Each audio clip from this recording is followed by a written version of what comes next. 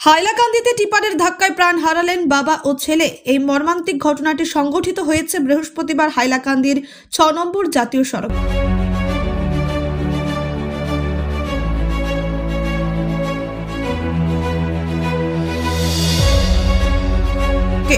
জাতীয় সড়কের বাওয়ারঘাট এলাকায় এক দ্রুতগতির টিপার ও বাইকের মুখোমুখি সংঘর্ষ হয়।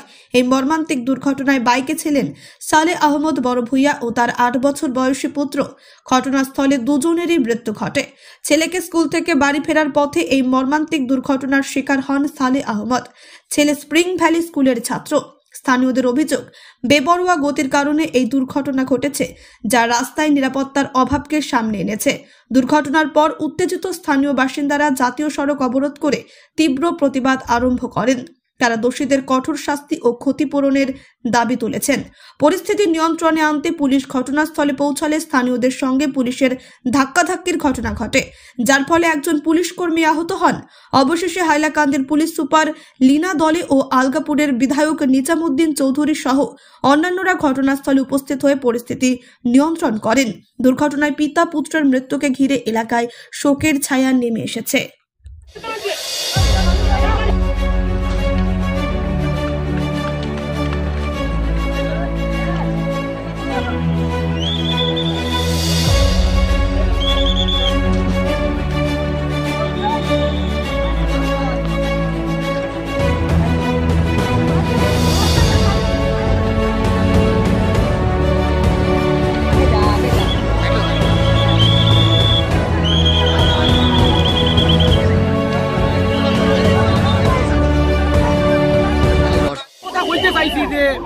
আমরা রাস্তাঘাটও 101 টুলগেট আছে, কেন্দ্র গভর্নমেন্টের টুলগেট আছে, আসাম গভর্নমেন্টের টুলগেট আছে। এই টুলগেটের মধ্যে এমবিআই অন ডিউটি থাকেন। আমরা সাধারণ মানুষে, আমি নিজেও বলা, আমার যে রিসিট আছে, একটা বাইক যদি লইয়া যায়, মানে বাইক লইয়া বারণের পরে মাথার যদি হেমলেট থাকে না, তা হইলে 2000 টাকা ফাইন দিতে হয়। আর এত ওভারলোড লইয়া এত বড় বড় গাড়ি কিভাবে রাস্তার উপরে আয়? তো মাননীয় টুলগেট মিনিস্টার, কেন্দ্র মিনিস্টার, স্টেট মিনিস্টারে আমি মানে অনুরোধ করছি, আবেদন করিয়া সেই কথা কইছি, আপনারা অতি সত্বর এটা ইনকোয়ারি করবা। এটা আপনারা লাগে ইনকোয়ারি করা জরুরি। যারা মারা গেছেন ওদের নাম কি আছে? সালে আহমদ বড় ভাইয়া। আর বাচ্চাটার নাম আমি জানি না, ক্লাস 3-5 পড়ে। মেয়েটা কি লইয়া বাবা আমার দাবি কি? দানিশ আঞ্জুম বড় ভূঁইয়া। দাবি এখানে স্থানীয় এরিয়া তো মিডিয়া লড়ি। ও রাস্তাটা দেখো, রাস্তার অবস্থা দেখো, বাইক লড়ি যায় না, সব দেখাই দিবা।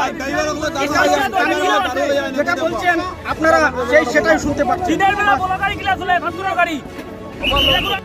আমার সালে আহমদ, আমার সম্পর্কে ভাতিজা। স্কুল থেকে ওনার পুত্রকে যখন বাসায় নিয়ে যাওয়ার সময় মোটরসাইকেল যাওয়ার সময় একটি গাড়ি, ডাম্পার গাড়ি ধাক্কা মারে, যেভাবে মর্মান্তিকভাবে দুর্ঘটনা, সেই দুর্ঘটনার প্রতি গভীর সমবেদনা জানাই এবং পরিবারের যাতে শান্তি হয় এবং যাতে ভবিষ্যতে যাতে তাই সেই কর্মীরা যারা আছেন তাদের কাছে আমরা আল্লাহ তাআলার কাছে দাবি জানাচ্ছি, যাতে আল্লাহ তাআলাকে জান্নাতে পর্যন্ত। আর প্রশাসনের কাছে আমাদের দাবি, এভাবে যে গাড়ি ঘোড়া যেভাবে বিভিন্ন সময়ে গাড়ি ঘোড়ার যে অ্যাক্সিডেন্ট, সেই ব্যাপারে প্রশাসনের কাছে আমরা দাবি জানাচ্ছি।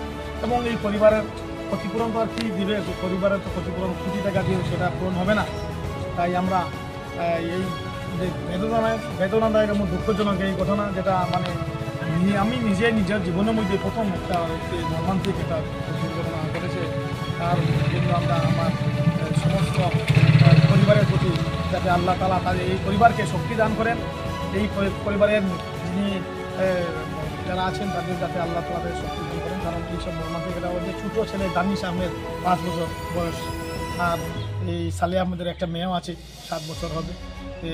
ওনার পত্নী আছে, তাদের আল্লাহ তাআলাকে তাদেরকে মনে শক্তি দেন। এই যে মেয়েটা অসহায়, 5-6-7 বছরের মেয়ে অসহায়, আর যে পুত্র যে দানিশ আহমেদ 5 বছরের শিশু, নিষ্পাপ শিশু, যে ঘটনা ঘটেছে, আল্লাহ তাআলা জানি না যেভাবে হয়েছে, যাতে ভবিষ্যতে যাতে মানুষের আরও যাতে মানুষের যাতে দুর্ঘটনা না হয়, সে ব্যাপারে আমরা আল্লাহ তাআলার কাছে